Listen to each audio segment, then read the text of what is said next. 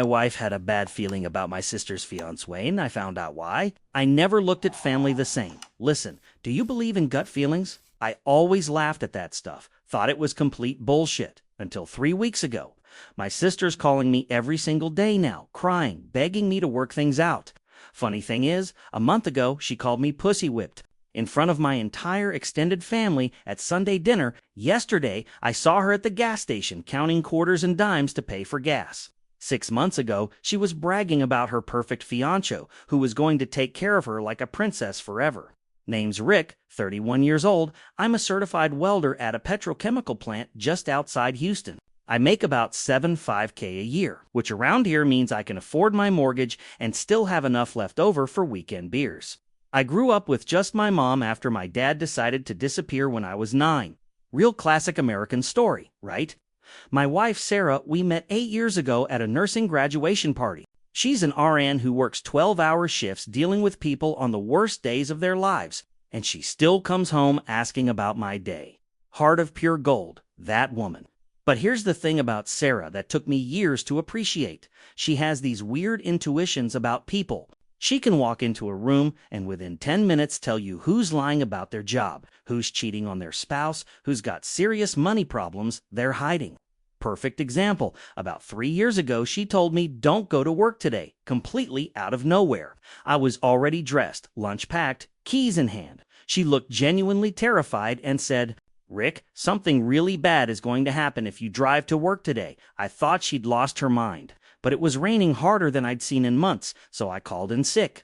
3 hours later, there was a massive pileup on the exact highway I take to work every day. Right when I would have been driving through 18 cars involved, 3 people died. So yeah, I learned to listen when Sarah gets one of her feelings.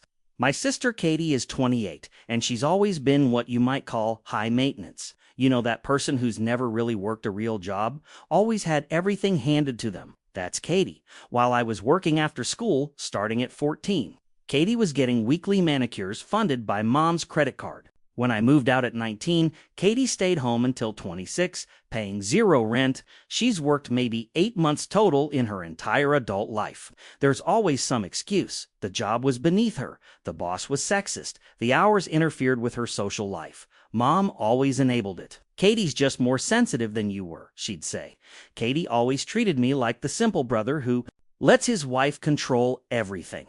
She'd make passive-aggressive comments at family gatherings. Stuff like, "Must be nice having someone else make all your important decisions," or "I could never let someone else have that much power over my life."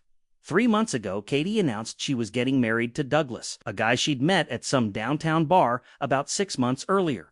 But this wasn't going to be just any wedding. $80,000 worth of fairy tale that Mom was going to pay for. Now, my mom isn't rich. She's a retired school secretary living on Social Security. But she'd been saving for Katie's wedding for years, putting away money she could barely afford to spare. I'd seen her eating generic cereal and clipping coupons just to build up that wedding fund. Katie's attitude about it made me sick. Not grateful, but entitled. "Mom's finally doing something right for once," she said at Sunday dinner. "This wedding is going to be absolutely perfect, no matter what it costs." Douglas seemed acceptable enough on the surface. Mid-30s, decent-looking, drove a nice BMW. He worked in sales consulting, which should have been a red flag, because successful salespeople are specific about what they sell. First time I met him was at Sunday dinner, about 2 weeks after the engagement. He showed up 20 minutes late, in a suit that cost more than I make in a month, shook my hand with that politician grip too firm, held too long. "Rick, Katie's told me so much about you, brother." Welder, right? That's real honest work, man. Something about the way he said honest work rubbed me wrong, like he was talking down to me, but Katie was glowing with pride, so I kept quiet. During dinner, Douglas dominated every conversation, talked about his big deals and high-profile clients, but never gave concrete details. Kept checking his phone throughout the meal, even during grace. Sarah barely said 10 words all evening. After dinner, I found Sarah on the back porch. "So, what do you think?" I asked. She was quiet for a long moment. "I think Katie seems happy." I noticed that wasn't actually an answer to my question. "But what do you think about Douglas?" Another pause. "I think he's very charming." Again, not really an answer. Sarah gets like this when something doesn't feel right to her. A month later, Mom threw an engagement party in her backyard. Douglas showed up 30 minutes late, looking nervous, scanning the crowd like he expected to see someone he didn't want to encounter. What struck me was how differently Douglas acted around different people. With older relatives, respectful and charming. With guys my age, trying too hard to be buddies. With women, flirtatious in this slimy way that made my skin crawl. Sarah's reaction was unlike anything I'd seen from her. She's usually polite to everyone, but with Douglas, she was borderline cold. When he tried to hug her hello, she stepped back and offered a handshake. During the party, I watched Sarah watch Douglas. She had that analytical expression she gets when trying to figure someone out. I saw her eyes narrow when Douglas pulled Katie aside for a tense conversation. I saw her frown when he disappeared inside for 30 minutes. On the drive home, Sarah was quiet for 10 minutes before speaking. Rick, there's something very wrong with Douglas. What specifically? Everything feels fake. He doesn't look people in the eye. His stories contradict each other. Told your mom he grew up in Texas. Told your uncle, California. Claims he went to UT but didn't know basic things about Austin. I hadn't caught those inconsistencies. And every time Katie left him alone, he was on his phone typing frantically. Plus, he asked too many personal financial questions.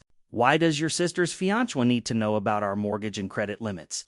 That bothered me more than I wanted to admit. Rick, I watched him with your cousin Jenny. She's 19, just got a job at the bank. He was standing too close, asking detailed questions about bank procedures. When she mentioned account access, he got this predatory look. 2 weeks before the wedding, Katie called me panicking. Rick, I need to borrow $5,000, like immediately. $5,000 isn't pocket change for us. Why? Douglas had a cash flow problem. A client payment got delayed. He needs to cover expenses just for 2 weeks max. This made no sense. If Douglas was successful, why would he need to borrow from his fiancé's brother? Katie, why doesn't he have business credit if his company is doing well? It's complicated business stuff. You wouldn't understand. Let me talk to Sarah first. Why do you need permission from Sarah? It's your money, because we're married. We discuss major financial decisions together. God, you really are completely whipped, aren't you? I hung up. When I told Sarah, she immediately said no. Rick, think logically. Why would a successful businessman need to borrow from family? If his business was thriving, he'd have credit lines, savings, assets. This suggests his business is either fake or failing. I spent time Googling Douglas Miller yesterday, Sarah continued. There are 17 in Houston alone. The one with the consulting business? His website looks like it was made by a high school student. No client testimonials, no real business information. I called Katie back and declined the loan. She freaked out, accused me of trying to sabotage her relationship, called me jealous of her happiness. I should have known you'd side with that controlling bitch over your own family, she said before hanging up. Days later, Mom called, sounding worried. Katie says you refused to help with some emergency loan. I explained the situation. Mom was quiet. Did she ask you for money too? I asked. She mentioned I might need to help with unexpected wedding expenses. Nothing specific yet. I felt sick. They were working through the family looking for money. Mom, please be careful about lending money beyond what you budgeted. I have concerns about Douglas. What kind of concerns? Just things that don't add up about his business and background. This was just the beginning. Sarah's instincts were about to save us from something much worse than family drama. If you like our stories, leave your comment. If you have been through something similar, do not keep it. Talk about your experience and do not forget to subscribe.